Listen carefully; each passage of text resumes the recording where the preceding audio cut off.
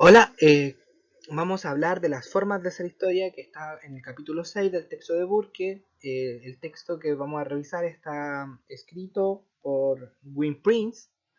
El grupo que trabaja este texto en este momento está compuesto por Lisette Martínez y Daniel González, quien les habla, para la Cátedra de Historia Regional y Conexiones Interculturales de la Universidad Católica de Temuco.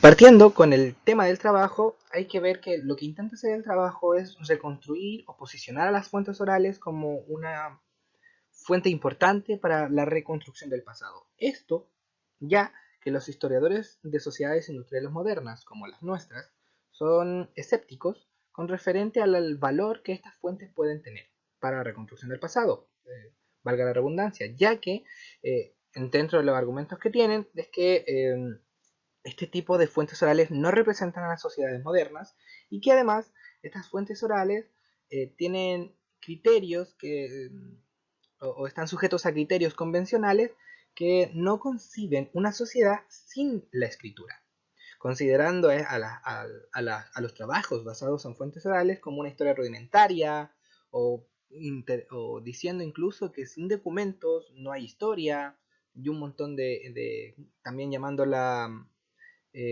poco veraz, ya que tiende a cambiar con el tiempo, pero frente a esto podemos encontrar colonias africanas y aldeas hindúes que siguen trabajando esta idea de fuentes orales. Y frente a este apoyo a las fuentes orales, a la tradición oral, encontramos a Paul Thompson y a Jan Bassino.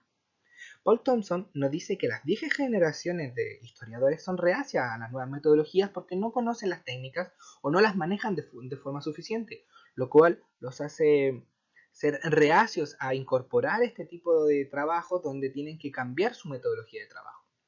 Mientras que Jan Bassino nos dice que cuando no existe escritura, la tradición oral tiene que contener todo el peso de la construcción histórica porque no existe otra fuente que pueda analizar dicha tradición o dicha historia. Ahora bien, ¿solo cuando no existe escritura se debe acudir a la tradición? No, realmente lo que podemos ver es que las fuentes orales ayudan a corregir perspectivas, te permiten comparar lo documental con lo oral, para así tener una mejor comprensión de los hechos históricos. Como es el ejemplo de los pueblos maoríes de Nueva Zelanda, los cuales, si bien intentaron poner su tradición oral de forma escrita, esto los llevó a perder parte de su propia identidad como pueblo, lo cual es muy malo para la propia identidad de los pueblos históricos, o la propia concepción que tienen los pueblos sobre sí mismos. Y esto nos hace ver, otro punto importante es que los historiadores que pertenecen al mundo de la palabra escrita, que insisten en esto del uso de la fuente escrita, subestiman la palabra hablada, subestiman la oralidad, porque la consideran utilitaria y vulgar, porque la consideran poco exacta, y si bien es poco exacta, a veces hay que entender que esta representa la propia identidad de los pueblos, como es el caso de los maoríes de Nueva Zelanda. Ahora bien, podemos identificar tres modos de comunicación: las culturas orales, las culturas escritas y las culturas mixtas. En las culturas orales entendemos que el lenguaje posee una única forma que es puramente oral. Se habla de la oralidad. Eh, Está tipificada por lenguajes locales y son en la actualidad y desde hace mucho tiempo poco relevantes, son poco estudiadas por esta misma oralidad que tienen, que las hace difíciles de estudiar, pero muy interesantes a la vez. Y están también las culturas escritas, cuyo lenguaje posee únicamente formas escritas, porque ya no existe oralidad dentro de su trabajo, o es porque están extintas, porque su lengua ha muerto y solo quedan los restos escritos de su civilización. Y por último tenemos a las más comunes, que son las culturas de tipo mixto, donde podemos encontrar, asumen lenguajes tanto orales como escritos para entender su propia identidad.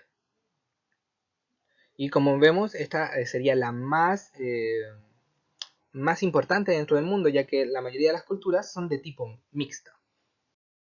Con respecto a la forma en que se trabajó el texto, hay que ver que hace una técnica de análisis donde la historia oral es revisada para ejemplificar situaciones que avalen la metodología del registro oral. Como vemos esto en los pueblos maoríes de Nueva Zelanda, las colonias africanas y los pueblos hindúes. Ejemplifican la importancia del registro oral. Y además, las fuentes utilizadas en el capítulo, si bien no son explícitas, eh, se hace menciona varios procesos en la historia que van verificando cómo la historia oral tiene una gran relevancia a la hora de construir procesos históricos. Así que podemos ver que existe como una recopilación de fuentes orales y fuentes escritas a través de este proceso que hace el autor de registrar la metodología oral en la historia.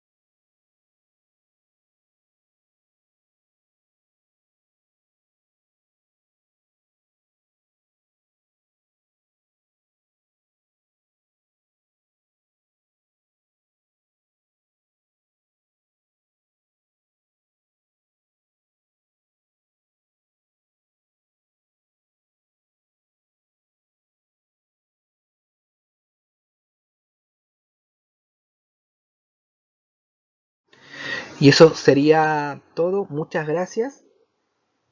Se despide Daniel González.